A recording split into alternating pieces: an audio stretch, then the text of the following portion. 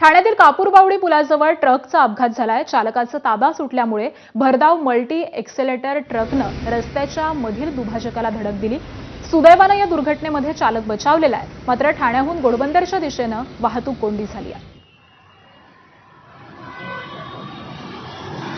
मी आहे सध्या ठाण्यातील कापूरबावडी नाक्यावर आणि आपण जर पाहिलं की सकाळच्या पहाटेच्या सुमारास एक मल्टी एक्सेलर ट्रकचा अपघात झाला।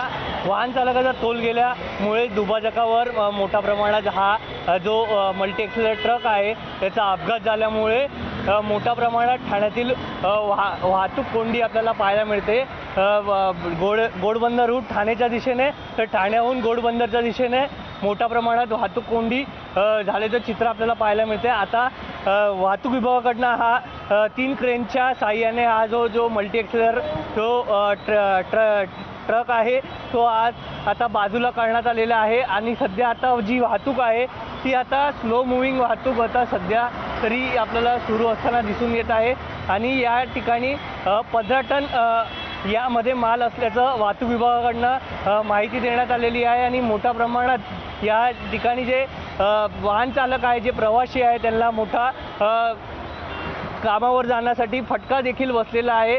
आणि आता पीक आवरची वेळ आहे, कामावर जाण्याची वेळ आहे आणि त्यामुळे घोडबंदरहून मुंबईच्या दिशेने मोठ्या प्रमाणात वाहतूक कोंडी झाल्यामुळे वाहन चालकाला मोठा फटका बसल्याचं चित्र आपल्याला पाहायला मिळालं। व्हिडिओ जर्नलिस्ट विनय राजभरसह हितेश पांचाळ, एबीपी माझा, ठाणे। दादरच्या फूल मार्केट परिसरामध्ये गोंधळ निर्माण झाला।